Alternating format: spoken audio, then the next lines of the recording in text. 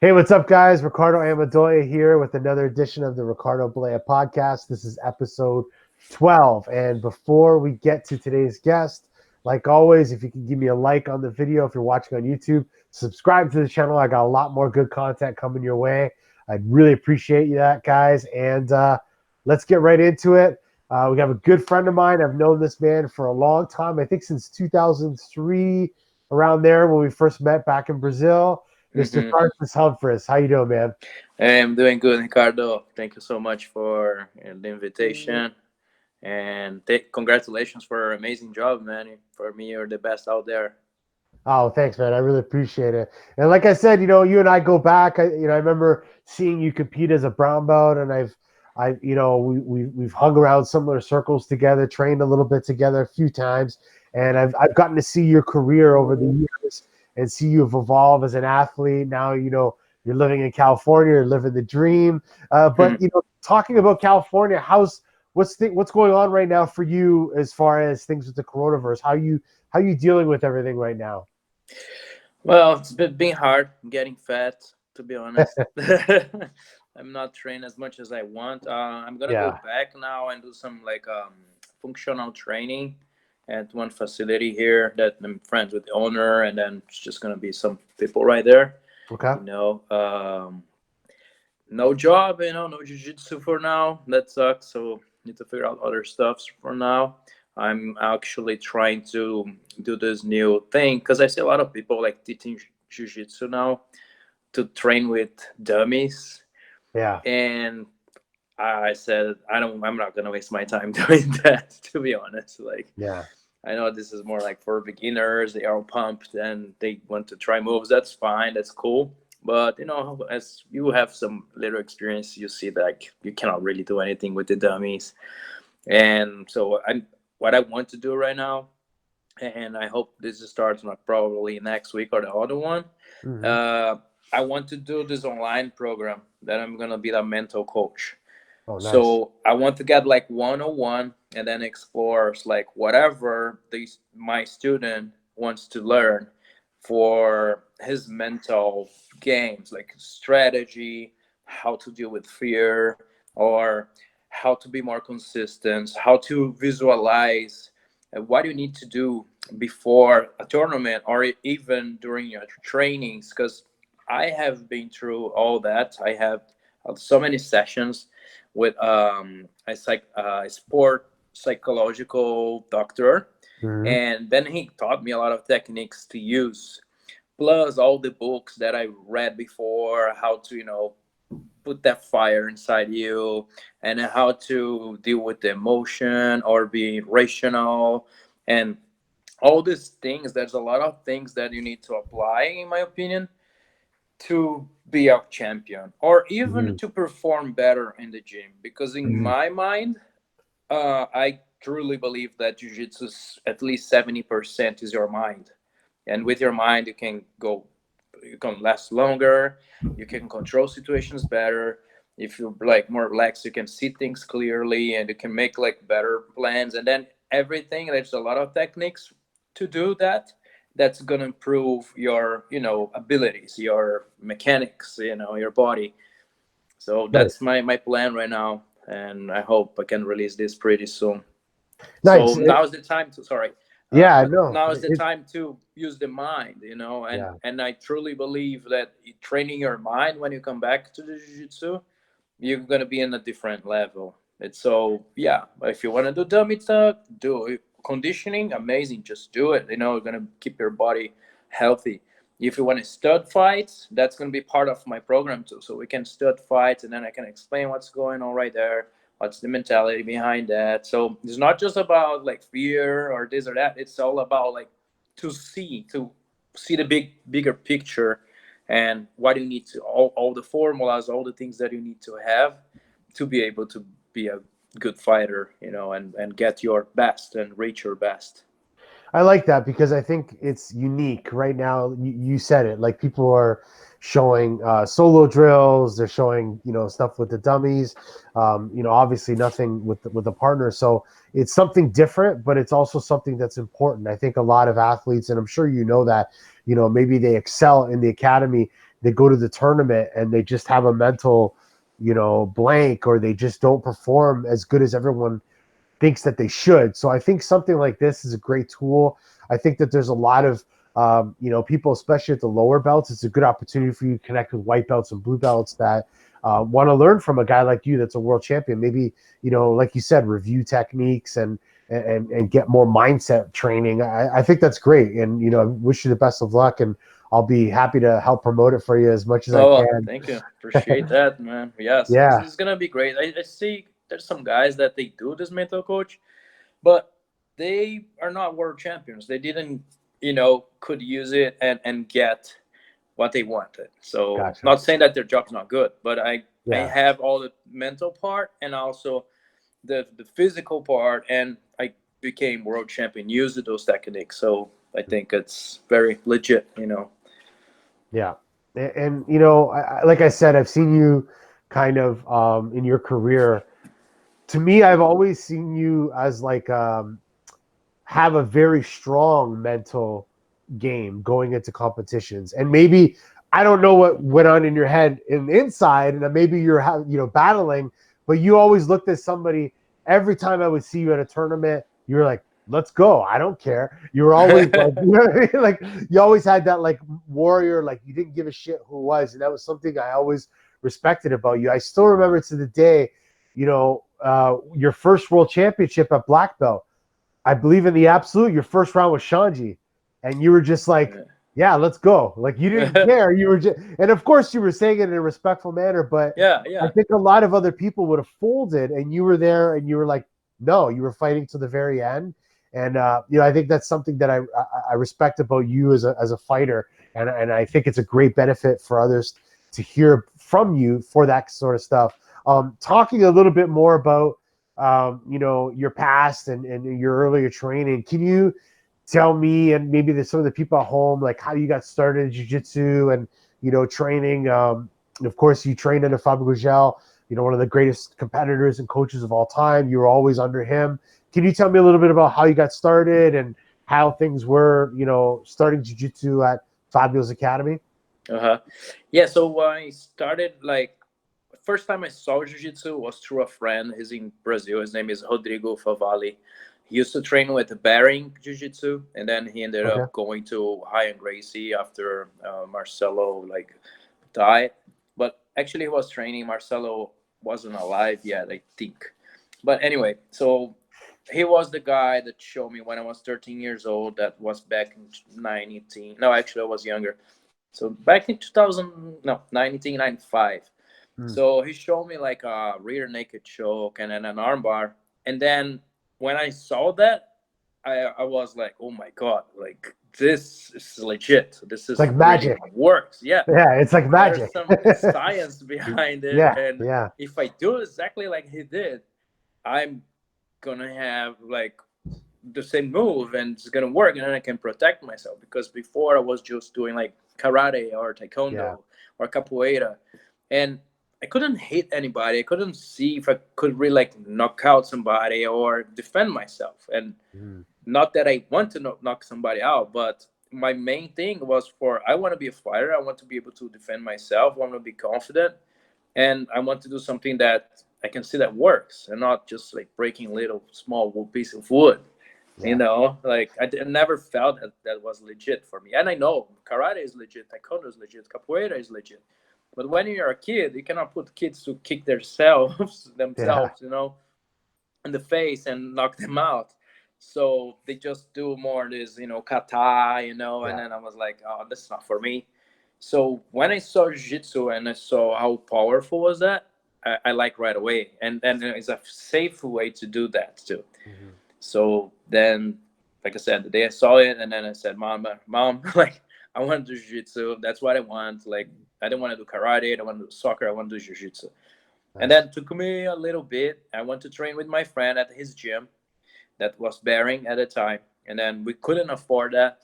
And then my mom said, yeah, we can't afford it. I'm sorry. Like, I'm going to try to find another place and isn't that. So one day she was with her friend that was a photographer and worked for like a newspaper or something like that. And then my mother was saying, like, "Oh, my kids, they want to do jiu-jitsu." And I said, "Oh my God, there's a jiu-jitsu gym right in front of my house. Like, look across the street. That guy, it's the best guy. He's world champion and this and that. And he just moved like a little bit ago to São Paulo, and he is the guy. Your kid needs to go train with him." And then they're like, "Oh, okay, cool. So that's a good to know because I don't know the other places, you know." And jiu-jitsu had a bad reputation at that time too, you know. Yeah. But anyway, she said, "Okay, I found a gym for you. Like, I'm gonna try. So I'm gonna talk with the owner and offer him um, English classes because she was an English teacher at that time." And then, and he accepts. Then you guys, you know, I'm gonna exchange for jiu-jitsu. And then I was every day like, "Mom, like, go talk with that guy. Go talk with the guy." And then she ended up talking with him, and then she came back another day at home like, "Hey, I have some news for you guys. Like, so yes, he's gonna get some English classes, and you guys gonna train jiu-jitsu." I said, "Oh fuck yeah, man!" Like, can't believe that's happening. Nice. So yeah, so Fabio ended up doing some like English private classes with my mother, and then some other guys at that time too, Edu Miranda, Léo Negão, maybe Leozinho too. So they did Wow. some couple classes with her, and then they ended up like stopping, and I kept going to jiu-jitsu. So I'm very grateful for the opportunity that Fabio Gurgel gave to me and to my mother as well, you know, to always like try the best for us. That's so cool. I had no idea that your mom was teaching him English, and you guys were able to swap lessons that way. That's yeah, totally something I didn't know about. You mentioned a couple names there, like Leozinho, Leo Nagao, and you know, of course, by the time you got to black belt, a lot of those guys kind of left and stuff like that. But what was it like training in that era? You know, Fabio's team at one point had the guys you mentioned, Terere, Damien, Marcelo, Soluso, all these like the who's who, the Tropa de Elite of the Yeah. best of the best. You know what I mean? Like, what was it like for you being a young guy, like training with those guys? Like, and at what point do you feel like you know you went from like the little kid kind of coming up to kind of getting the respect and you know maybe even you know having them want to train with you? You know, tell me a little bit about that. So yeah, I started as a white belt with like the teen group and the kids, and then you know like start to get some moves. Like was kind of a little bit natural, and then they start to put me with other you know blue belts and purple belts. Oh, go with the kid, go with this kid, and then and I love it. Like I always train with everybody. In my mind, I could like beat everybody, and I just like let's try. The Yeah. worst I'm gonna just step and so so I started like that. I remember when I was maybe a yellow belt. So I start to like submit some teenagers as a blue belt and purple, and then the guy's like, "Whoa!" And then when I got the blue belt, I started to submit like black belts Oh wow. sometimes, brown belts, and then like they start to call me like, "Oh, the assassin kid, watch out!" Like, and then that's how I started. So I was just like from yellow, I started to get really rough, and then when I got the blue belt, I was already like you know being a juvenile, and then I was giving like hard times for the higher belts already, like the browns and black belts. You know, not all the time, but I was you know always trying my best. Of course, they're better than me, Mhm. but I was that kid that I don't care. Like I'm gonna try to kick their ass. Like try my best. Like this is my goal too, and I'm lucky that I have all these guys here. You know. Mhm. Who do you think kind of helped you mold your style of jiu-jitsu? Because when I see you, when I watch you compete over the years, um, to me you took a little bit of Fabio style. You have a Hmm. little bit of Marcelo's. You're not really like one or the other.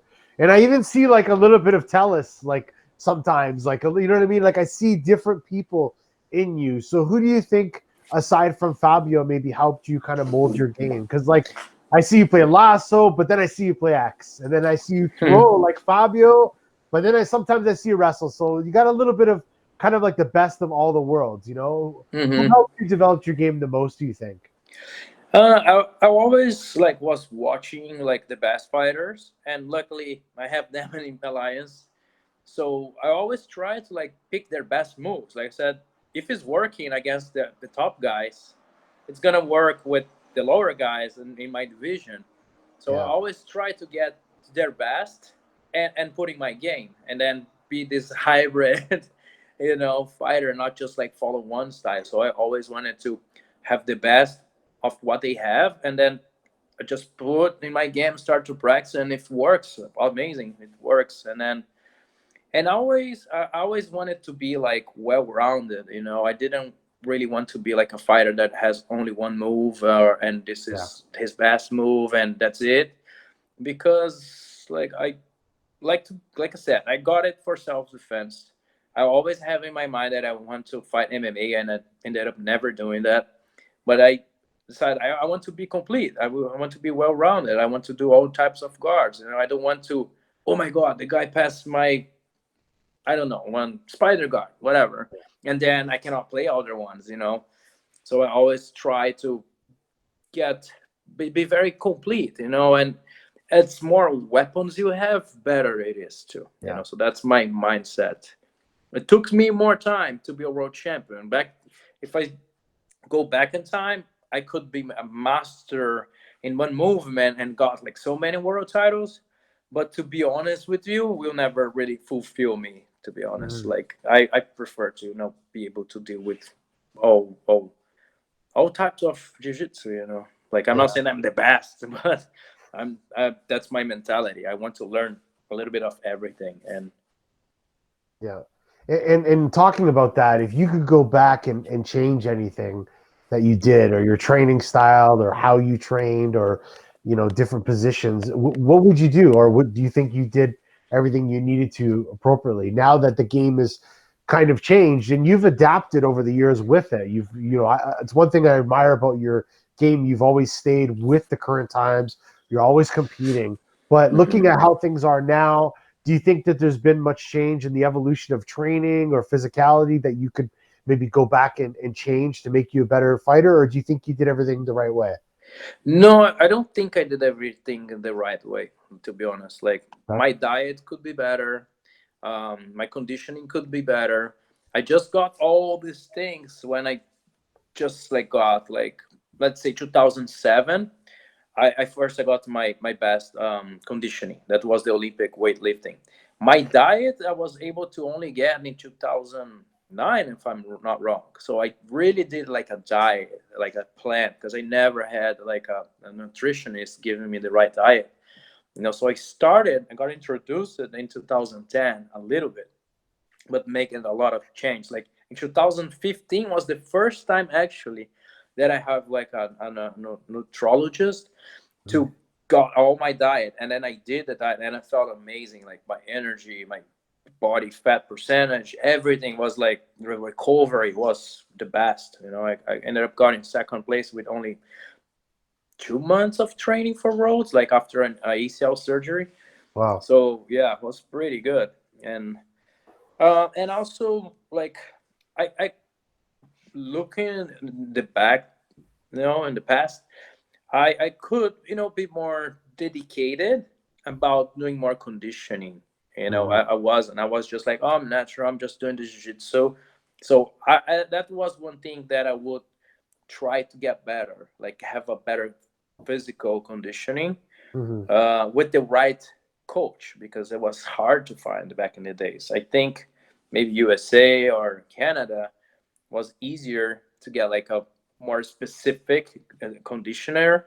And Mhm. back in Brazil, we have some guys kind of starting some functional training and stuff. Mhm. So it was hard, ended up Gotcha. taking time for me to get the right physical conditioner.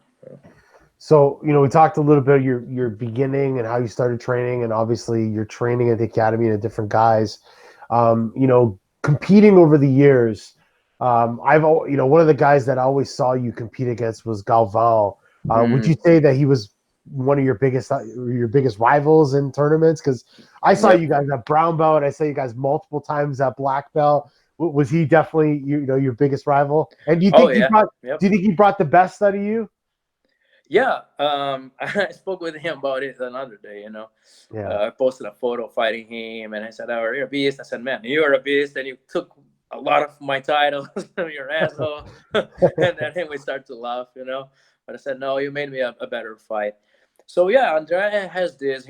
He's a guy that you see like nowadays he's 38, 37, and he's still training like a beast. This is his life. He doesn't stop. He needs to do that. His addiction, whatever his passion, it doesn't stop. And he was way more focused and dedicated on the conditioning and the training than me. So he got this advantage against me.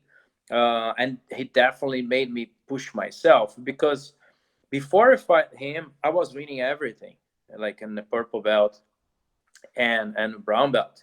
And then when we start to face, and then he was the only one that starts to stop me, you know. And then I said, whoa, this guy again, oh my God, and I need to, I need to be better. Oh, he's stronger than me. What he's doing? Oh, he has a little more gas than me. What he's doing? So then I start to like, well, I need to do something. I cannot just stick with the jiu-jitsu and be the natural jiu-jitsu guy, you know. Mm-hmm. That's not possible. This guy's strong, you know. He has more gas. He's way strong. I could feel his like strength. Mm-hmm. And then I need to change some stuff. I start to change, you know. I said, no, okay, I need to do more conditioning. I need to put more time on that and be more focused. And then, yeah, when I did that, then I got all my titles, the biggest ones in black belt. Who else would you say another guy that you competed out, throughout the years that you would say, maybe brought the best out of you, or would you consider a rival? Bahal, definitely Bahal, Yeah. because it was the guys like Andre and Bahal was the guys that we most like ended up fighting at the finals, and they are beasts, you know, they are legends, you know, they had so many titles, and so both of them like was my like biggest rivals inside the mats. Yeah, and they brought for sure the best out of me to, to be able to fight them and beat them. So I know, you beat Bahal in the finals, was it 2010 for your gold, Yeah. right? And I just saw it today, but I didn't even realize, but you beat him in the Brazilian trials for ADCC as well, correct? No, I beat him for Okay. the third place on the ADCC in Trenton. Okay. At Jersey, yeah. Yeah. And that tournament, you had a really good day that day too. Obviously you fought Damien, who was a former teammate, but you were at a really good, you had a really good run, and that was your first ADCC. Yeah. How different is it competing at ADCC than, some of the other gi competitions for you? Do you feel like, like it's just something that's completely different, or is it something that, maybe you just didn't have the best day that day? Or like, tell me, what is it about ADCC that kind of makes it differentiated from the regular jiu-jitsu competitions for you? Mm-hmm. At that time, I had like only probably 83 kilos, and the category was 88 kilos. They just do the weight in, I think, one day before. So the guys was like dropping from 92 kilos and Yeah. going, like 220 or whatever, all the way down to probably like 190.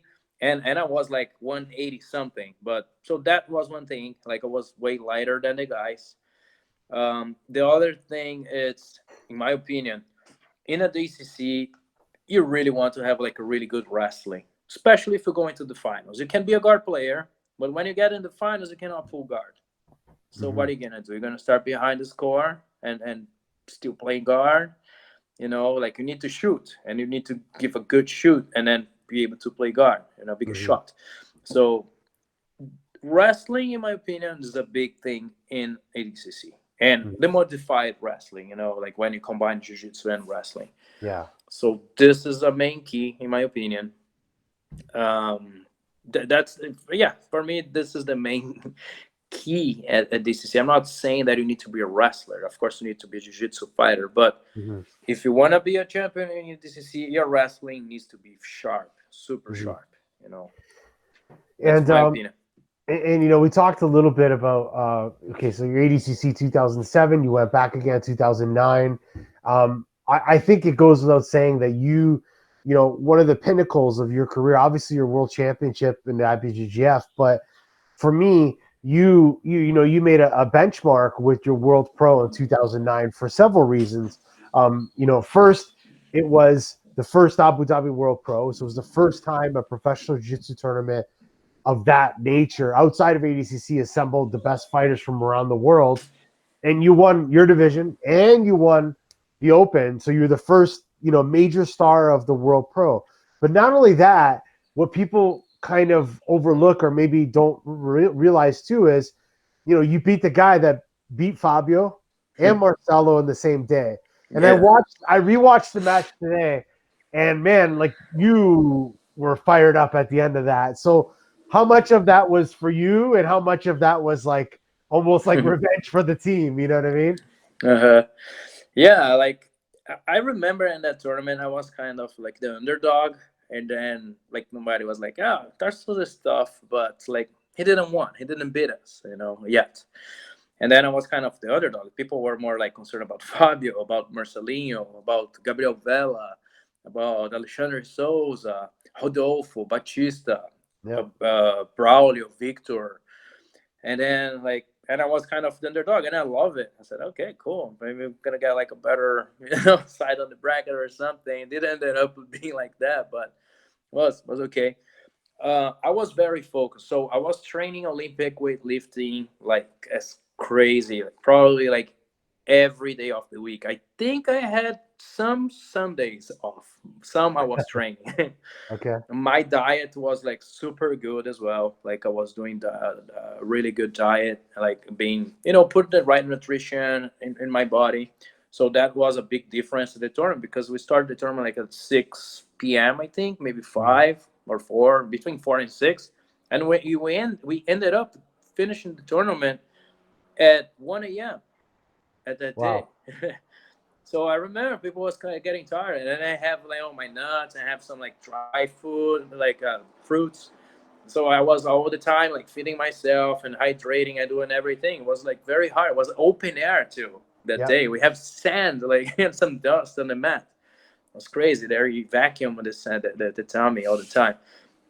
So I was very prepared. Like I was very focused. Like I was like, sucks for me to see like Marcelo, losing, and Fabio, but I said, this is the like we train together, and of course we cheer for the other ones, but you need to be focused in your mission right there. Mhm. We cannot get emotional about the other ones, and everybody knows that. Like it's your partners, you want them to succeed and win too, but that time I was like, oh, okay, they lost now. Yeah, I'm gonna do my part right now. I'm gonna, you know, try the revenge. But like I said, I couldn't put emotion on that, So I need to be like very cold and on an iceberg to do the right strategy to beat Braulio. That was on Mhm. fire for that year and the past years. He was Yeah. beating everybody, everybody. He was the main guy in jiu-jitsu. He was like Buchecha, he was like Rodolfo, like Roger. Like I think after Roger, he was the guy. Like Mhm. when Roger kind of retired, he was like beating everybody, like for all the tournaments, getting double gold and everything. And then I don't know, just like putting my strategy, I was calm. I fought for me. Because sometimes you want to exceed people's expectation, and then you start to mess up. So I was very confident in what I was doing all the time, and I ended up getting the sweep in the last 5-10 seconds, and was able to win because I put the right strategy. So did you fought Braulio? You remember you fought him at ADCC in Hmm. 2007. You beat him Yeah. there. Did you fight him in the gi many times before this World Pro? No, we fought actually only 3 times. 2 times no gi, so Yeah. ADCC, I beat him. And then we fought, I think it wasn't a Pan Am or a no gi Worlds, it was in New York too. I don't remember exactly, Mhm. but I fought him in the open class and he won actually again. So he was like climbing to do an arm bar, and then I ended up like hurting my ribs, and then I just give up. I said, man, I can't continue. Like that's it. And then we fought in the Abu Dhabi Pro. Yeah, so only 3 times. Yeah. Can you talk me through that match a little bit? Like, do you remember much about it, Oh yeah. and the strategy, and what sort of what you were doing, what you were looking at, what he was doing, and how you kind of won that? Yeah, yeah. So I said, okay, Raul is the man. He has like killer close guard. So my plan is like, if he pulls guard, like I didn't really want to pull guard him right away. I wanted to try to take him down and try to pass. But in my mind, I was if he pull close guard, I need to stand up in like less than half of a second. Like otherwise, he's gonna submit me. Like he's a killer, Hmm. with his close guard. So that's what I did. As soon as he pulled me guard, I ended up standing up right away. But he could try to sweep me. I remember I went for a footlock or something. He ended up closing the guard again or something like that. I'm not sure right now, but I remember I got an advantage. And then he ended up sweeping me, and then I could recover. I have this advantage ahead, and then I could start to play my lasso guard. So I started to play lasso guard because it was the guard that I felt most comfortable. It's an open guard. The referee cannot say you're stalling. You start to expose your opponent to try the best, and then is when you get all the traps Hmm. to make the sweeps or back takes or even submissions. So I put like the lasso guard on him. I have my style is different. It's not the usual lasso guard. I have some modifications that I do, and I feel more comfortable to play. Um, and then I ended up forcing him to, exposing himself. He couldn't pass. He wants to pass on his knees. That was the right thing to do because as you stand up, you expose yourself.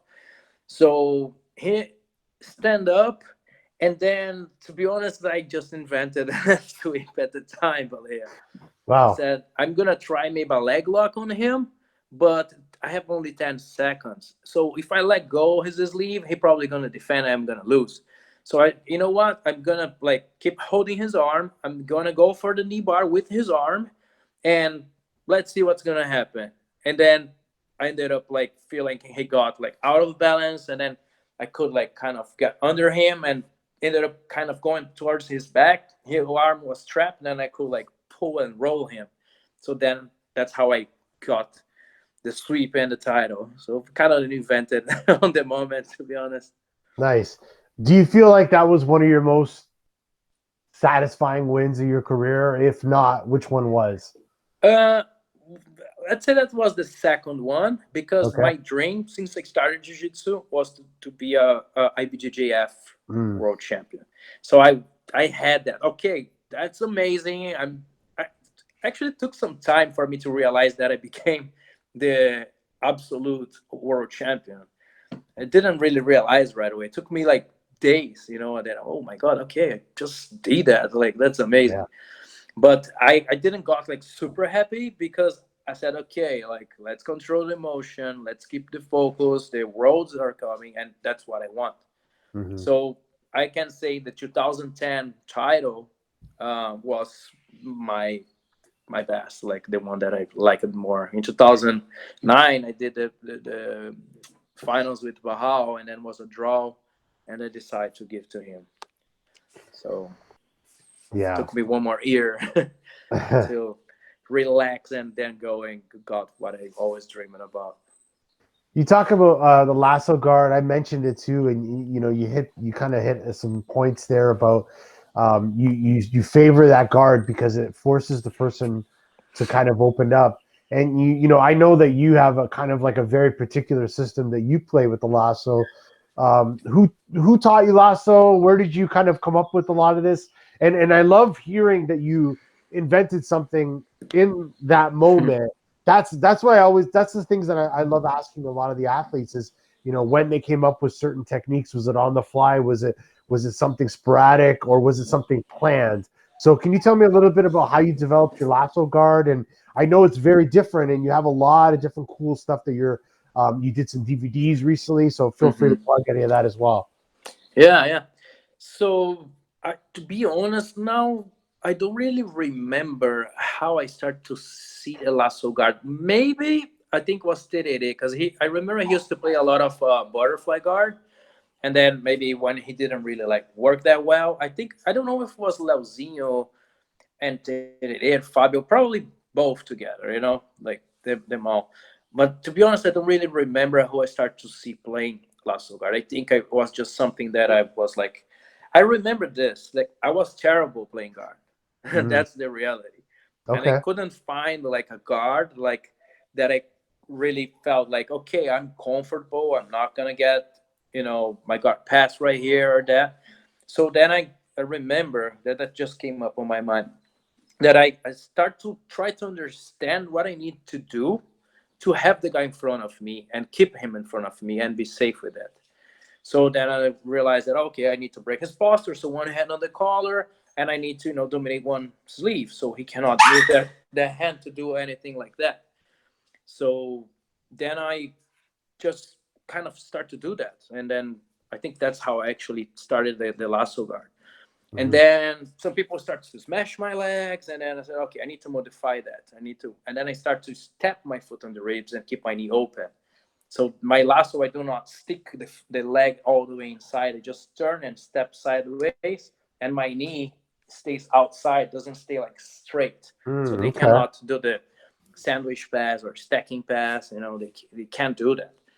So Huh. that's how I start to do it. So and I start to hold the guys. I start with the retention first to see if I could really, make this effective. Don't let people pass. And then I said, okay, that's good. Like they're not passing. So then I start to develop all the sweeps and Right. start to do the game. Nice. So, I consider you third generation in the jiu-jitsu world. Fabio learned from Jacare, and you're under Fabio. You're more or less like a third generation athlete. And one of the guys that I spoke to recently, Vitor Shaolin, obviously we know who he is, one of Mm-hmm. the greatest of all time. He said a good quote to me, and I keep asking everyone this because I love this.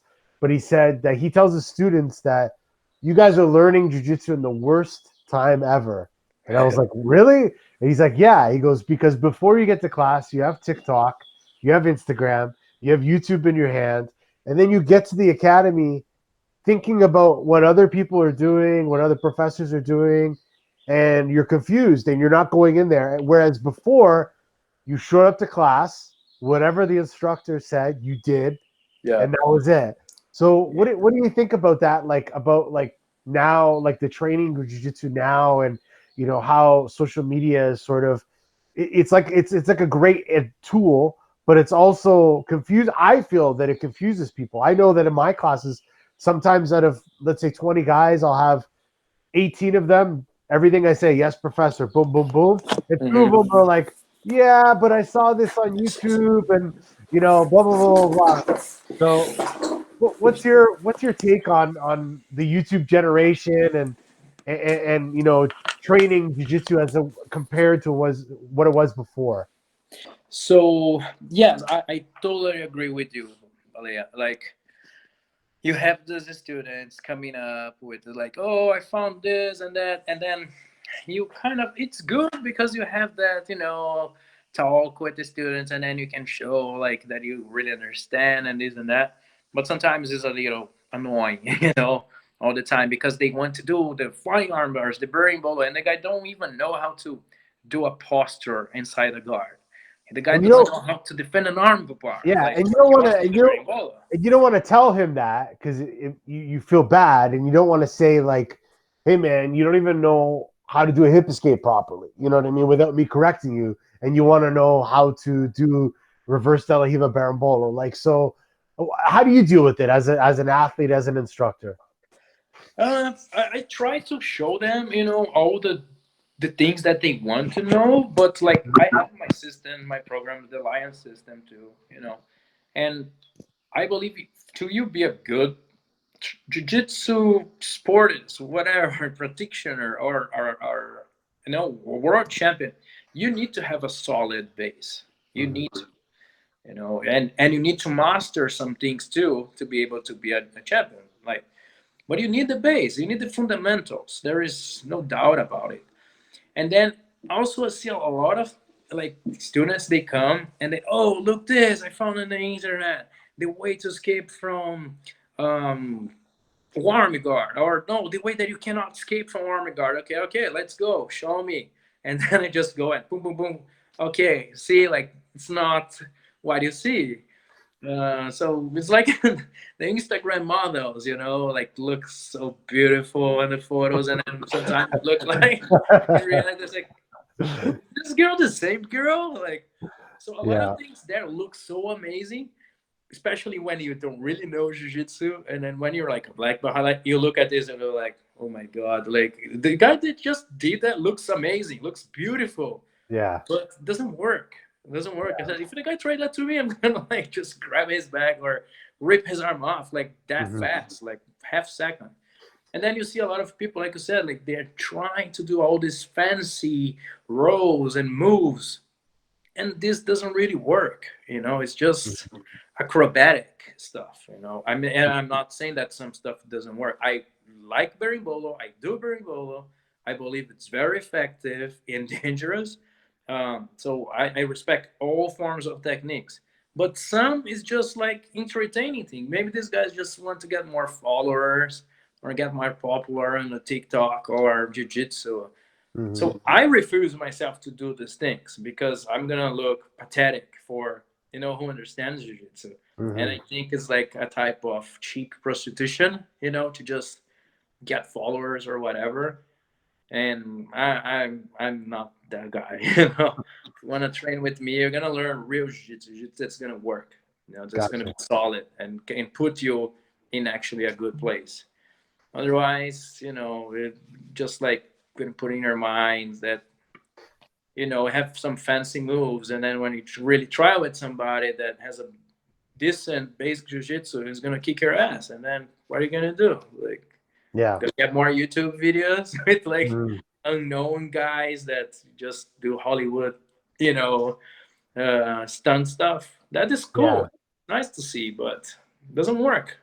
Yeah. The way what I've been trying to do is like, our school, we're affiliated with the Mendez brothers, so obviously De La Riva, reverse De La Riva, Berimbolo, it's part of the system. It's part of the deal. When I roll, I don't do Berimbolo a lot. So what I try to tell my students is like, I'm gonna show you how to the best I can to make your De La Riva good. Mm-hmm. That's the foundation for you to get there. And that's what I want to help you with because you don't know this. And if you don't have this, then I feel like you can't go to like level C without getting A to B. Oh So yeah. and that's what I try to focus on with the guys that want to skip ahead. And then if I can help them with that, then at least maybe they're not getting exactly what they want. And I'll say, hey, this is how I do it. I'm not the best at it. I'll try, but I'll show you something else to kind of help you.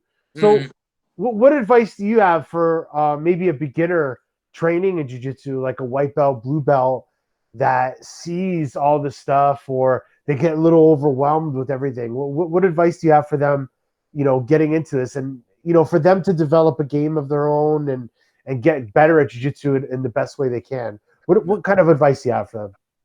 Oh no, I like to be open-minded, and I recommend people to be open-minded in all aspects, like life and training. Always listen to things, and then you take your own conclusions, about if that's Mm-hmm. for you or not. So, my opinion: come to the gym, train what your professor is teaching to you. Like find out if he's a legit guy or not. That's the first thing. Then trust on him, and there's a journey. Like sometimes you cannot get frustrated because your professor's not showing you what you believe he needs to show you. Like he's Mm-hmm. your professor. How many years have been doing this? Especially if he's like a legit guy. So trust the journey. Um, and then studying and like having your open mind to see new things, it's an extra, it's a bonus. So when the training is over or during the rows, you can try what you learn, from the internet, and then come to your professor after the class and, hey, I saw this, I'm trying to do this, can you help me with this?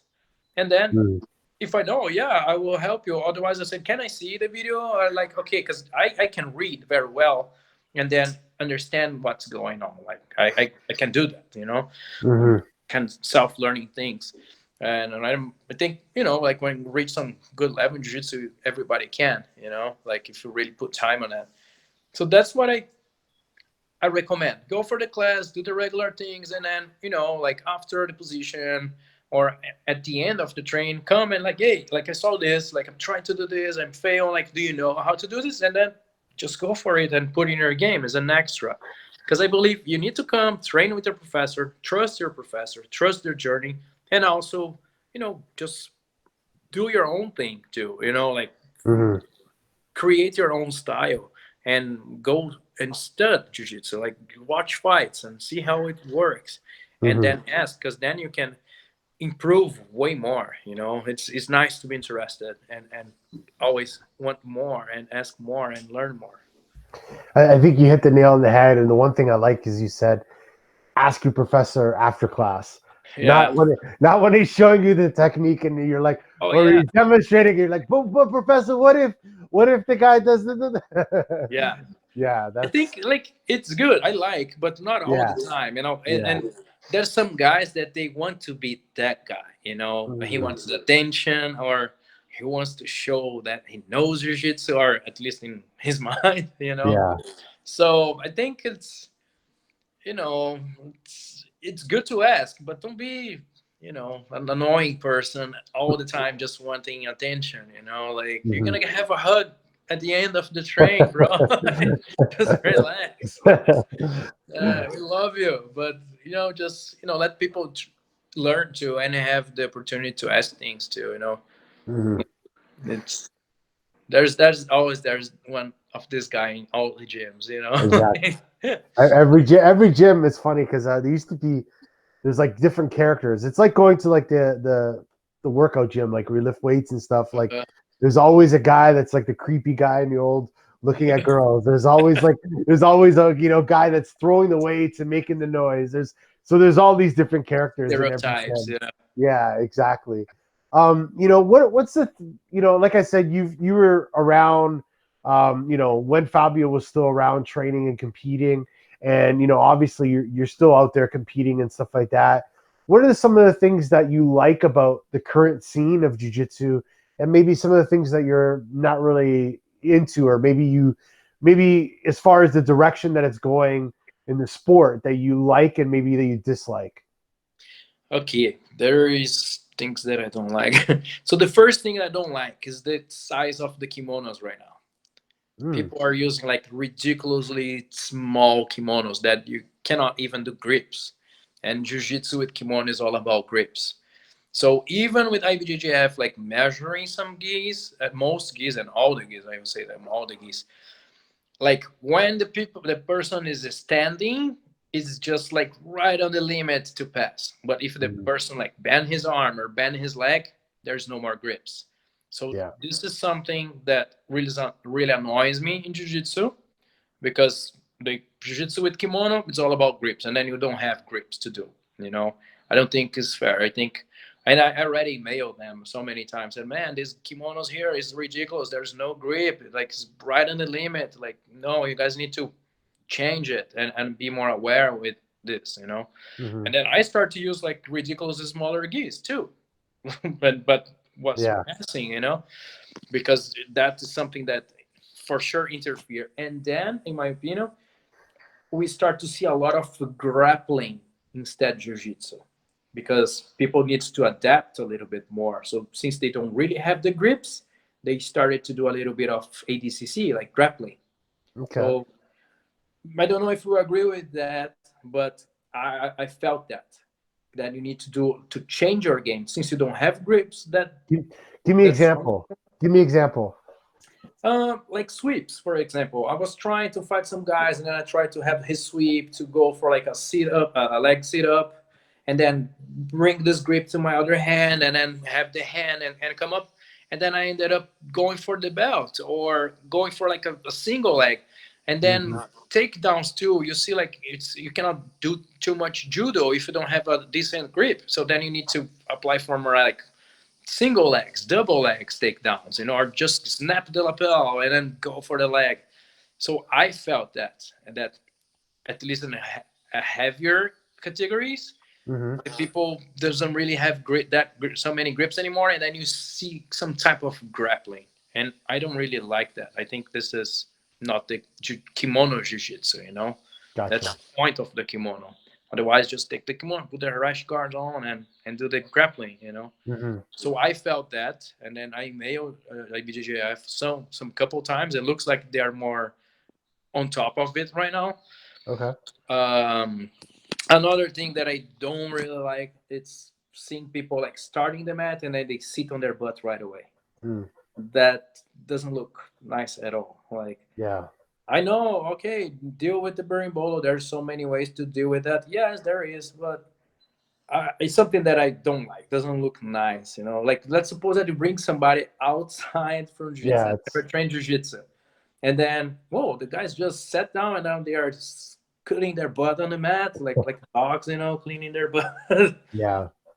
It's That's for me when I see like I look at jiu-jitsu, I love it, all aspects. But and for me the golden era was, 99 to 2009, where it was a little bit more open and looser, and now it's a lot more restrictive.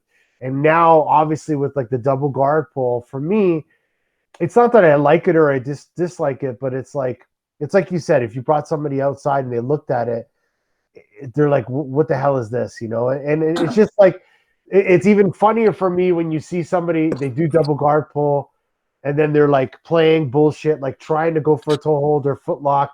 And then they get out, or maybe they eventually get an advantage. And then at the end of the match, they're like, yeah, like puffing, they're puffing their chest like Tarsis in Abu Dhabi. That's not the same thing as Tarsis in Abu Dhabi. Let's be real. So it's, for me, it's a little silly, like to win like that. And it's so hard. So I don't never want to be like the guy sitting on his ass discrediting that. And I'm not. But to see a guy win and be so proud of, the one advantage, and you're just like, oh man, like if it was back and forth 10-10 and you won by, of course, but like if it's 0-0 and 1 and you're like, I almost got a toe hold, you look at the ref enough times, like that's bullshit. I don't know if they can fix that. I don't know, because there's always going to be people playing the rules. There's always going to be people figuring out a system to beat the system, So it is what it is, exactly. This is sad somehow, because then you see, the guy has 5 world titles, but winning by advantage, doing the same like game that you don't even want to watch. Like there's some people that you don't even want to watch. Like, oh, he's gonna do that again. It's like, just to become a world champion. Like, I have a different way, like you said, like the prime of jiu-jitsu. Like, we're trying to rip their heads off and their arms off. That was the goal. Yeah. Oh, and then okay, the evolution, they got more safe and this and that. It is the evolution somehow, but sometimes the evolution is not that great, right? Make things less interesting, right? What was the favorite rule set that you competed under? I really like the BJJF one, to be honest. It's some people say it's long, but I don't believe it's long. I think gives the opportunity to a really technical guy beat the guy that's super in shape. Gotcha. Or that just use his strength and conditioning. Mm-hmm. So I think it's more fair, because then you can really see what jiu-jitsu is about. That was in the past. Elio Gracie challenging like guys double, triple of his size, but there's no limit because he needs more time to defeat that guy. Mm-hmm. So that's why I like the 10-minute system better, because you can see like the guy is starting really, really good at the beginning, doing a lot of points, but then he cannot handle a technical guy, and the technical guy is going to end up submitting him. Mm-hmm. Abu Dhabi Pro, it's different. It's just 6 minutes. I think there's a lot of physical conditioning involved in that, so it's way more fast-paced, and then change a little bit the game. It's you need to go with a different mindset for Abu Dhabi Pro. Mm-hmm. It's fast-paced and more about points. 6 minutes you cannot really commit mistakes. Otherwise there's no time to reverse. To be honest, like I believe you cannot commit mistakes at black belt, but sometimes happen, But with 10 minutes, the technical guy, we always like be able to defeat just like a guy that's with a good shape or stronger guy. In 6 minutes, then you can see a different story. It's interesting too, but I prefer the 10 minutes one. Yeah. Yeah. I like them both. I think that they both have their places, and I think it depends who the competitor is. Some guys I think are really boring in 10 minutes, and then some guys, I think it doesn't matter what time limit you put. That's just how their style is. Yeah. They're always going to be boring. Man, Tarsis, we've almost won an hour. It was great catching up with you. Where are you right now? You're in San Diego, correct? Yeah, I'm in Encinitas. It's a little bit of north San Diego, still San Diego County, but it's called Encinitas. Yeah, and as soon as this is over, I'm opening my studio pretty close to Encinitas. Yeah. Oh, nice. Yeah, it's gonna be in Brassy Ranch. Is it like an Alliance Encinitas, or is it going to be Tarsis Humphreys Jiu-Jitsu? It's gonna be Alliance. It's gonna be both. Nice. Yeah, that's awesome. I mean, for how long you been in San Diego now? You've been a couple years now, right? Almost 4 years. Yeah. And Alliance has a pretty strong foundation there, from what I understand, with Johnny Faria and some other academies. What's it like been in like that area? Yeah, it's good. We have Alliance East Lake. We have Alliance Carlsbad. Alliance Jiu-Jitsu San Diego. That's in Miramar. It's like a kind of central area, military area. Yeah, the Alliance is pretty big here. And then we have some other guys join Alliance too. I think a new one is going to be in Bonita. It's more south of San Diego. And then you guys are going to have mine too pretty soon. Soon this pandemic crazy times ends, and yeah, no, it's good. Like I think we are the biggest team in San Diego. Yeah. And I know Jacare moved down to Southern California. Did Fabio Gurgel end up moving there yet, or no? Fabio didn't. I don't know if he's still coming, but it was in his plans to come. But I don't know if he really comes. Jacare, it's in Redondo Beach. Yeah, it's close to LA. Yeah. And now it's crazy because like even Gigi, he moved to Idaho, I think. Yeah. So everyone's out of Brazil. How times have changed, right? Mm-hmm. Yeah, life here is good too. Like a lot of people are interested in jiu-jitsu. Yeah. And it's a good life, like especially in California. Yeah. It's pretty nice. The weather is great. So beautiful here. I like to be in contact with the nature. I came from big city like São Paulo, like it's kind of really fast paced, and was like really stressing me out to be living in there. And then I just like said I need be in contact with the nature. It's my medicine. Nice. Good. All right. So once this coronavirus passes and you get your academy open, you start training. Is there what competitions are you thinking about maybe going into, or are you not really focused on that at all, or is there anything that you want to kind of get back into once things are back to normal? Yeah, I always have this inside me. I want to compete more. I want to beat the big names, and I believe if I put the right time to train and get ready, I'm able to do that. My jiu-jitsu is better than ever, but my conditioning, I'm getting older. I'm 36 right now. It's requires a lot of more diet, more discipline, and more training.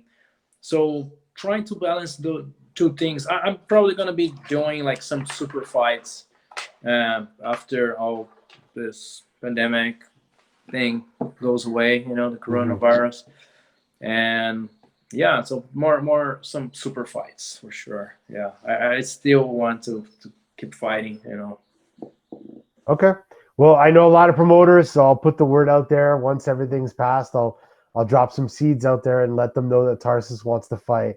So, man, like I said, it's we just went over, over an hour now, and I've known you for a while, man. Like I said, I've seen your career from Brown to what it's now. Hopefully a successful gym owner as you were as a champion, a competitor. And man, congratulations on your career. It's always good to see you at tournaments and talk to you. You've always been a nice guy, even though I'm not with the Alliance crew anymore, but you've always been pretty cool about that. So I appreciate that. But man, like I said, man, it's really good talking to you. Anything you want to say out to, to your students or friends or fans out there? Yeah, no, thank you so much, Baleia. Thank you for, this long journey in jiu-jitsu. One more time, congratulations on your job, doing all this fights analytics and all the podcasts and interviews. You're amazing, doing a really good job, and I'm very happy to have you doing this because you have been in the old school jiu-jitsu and the new school jiu-jitsu, and people respect you and doing an amazing job. So thank you and congratulations. And yeah, for all jiu-jitsu fans and my students too, let's keep strong, with this virus, and pray for the best, for this thing goes away,